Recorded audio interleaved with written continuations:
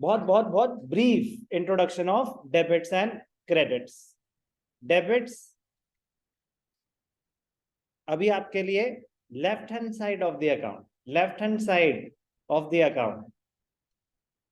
Debits receiving aspect of receiving aspect, credits giving aspect। Account के point of view से right hand side of an account, right hand side of an account, of the account.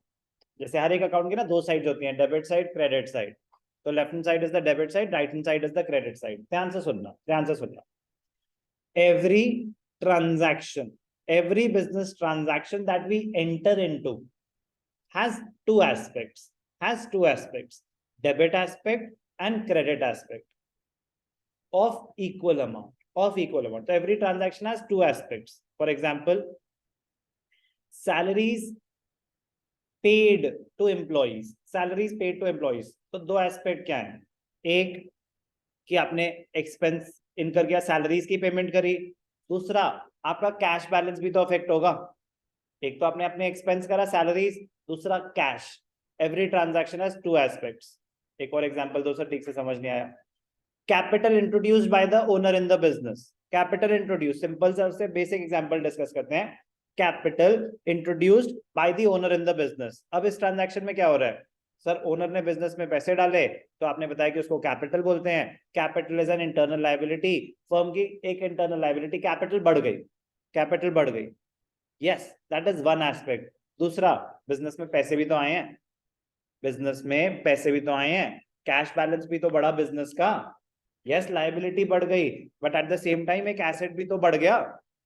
तो every transaction has two aspects, debit aspect and credit aspect, debit aspect and credit aspect. अभी आपसे कोई ये नहीं expect कर सकता without doing the rules of debit and credit कि कब कौन सी चीज डेबिट होगी, कब कौन सी चीज क्रेडिट होगी। तो आपको वो करने की कोशिश भी नहीं करनी अभी कि सर हमें कैसे पता चलेगा कि कब डेबिट होगा, कब क्रेडिट होगा। अभी नहीं पता करना। वो रूल, एक चैप्टर जब पूरी उस चीज पे बना रखा है, तो उस चैप्टर का पर्पस ही यही है, ये सिखाना कि कब कौन सी चीज डेबिट होगी, कब कौन सी चीज क्रेडिट होगी। तो अभी बस आपको एक बेसिक आइडिया होना चाहिए। एक जो अभी बताया, every transaction has two aspects, debit and credit of equal amount, debits and credits of equal amount। Okay, ठीक है।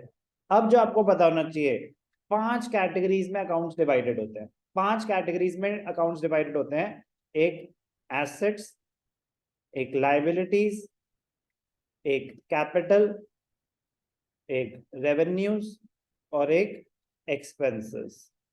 रेवेन्यूज आपकी इनकम्स होती हैं। क्या होती है आपकी? इनकम्स। आगे जाके देखेंगे इनकम अलग होता है, रेवेन्यू अलग होता है। बस आपको एग्जांपल देने के लिए कि रेवेन्यू जो पैसा आपने कमाया, जो आपने अर्न करा, वो रेवेन्यूज होते हैं। एक्सपेंसेस जो आपके खर्चे हैं। 5 categories, assets, liabilities, capital, revenue, expenses. सिर्फ और सिर्फ क्या पता होना चाहिए? एसेट्स डेबिट आइटम होता है, लायबिलिटीज क्रेडिट आइटम होता है, कैपिटल क्रेडिट आइटम होता है, रेवेन्यू क्रेडिट आइटम होता है, एक्सपेंसेस डेबिट आइटम होता है। एसेट्स और एक्सपेंसेस डेबिट आइटम्स होते हैं, लायबिलिटीज, कैपिटल और रेवेन्यू क्रेडिट आइटम्स होते हैं। क्यों मैं नहीं डिस्कस कर रहा अभी? तो सर फिर बता ही क्यों रहे हो? सिर्फ इसलिए बता रहा हूं कि ताकि हम कुछ एक दो लाइन पढ़े ना कि एसेट्स वर डेबिटेड, लायबिलिटीज वर क्रेडिटेड, तो हमें एलियन ना लगे, हमें ऐसा लगे क्या हो रहा है।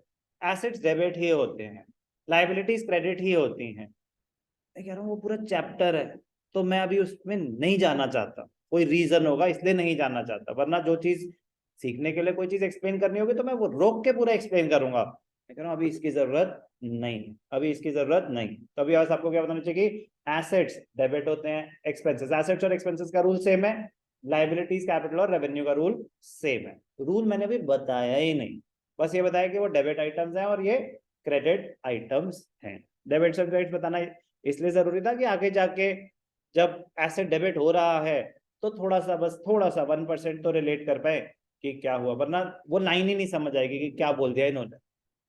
Every transaction has two aspects, debit aspect and credit aspect. जब भी कोई ट्रांजैक्शन एंटर हो रही होगी तो डेबिट एस्पेक्ट भी कवर होता है, क्रेडिट एस्पेक्ट भी कवर होता है। बस इतनी सी बात अभी के लिए पता होनी चाहिए।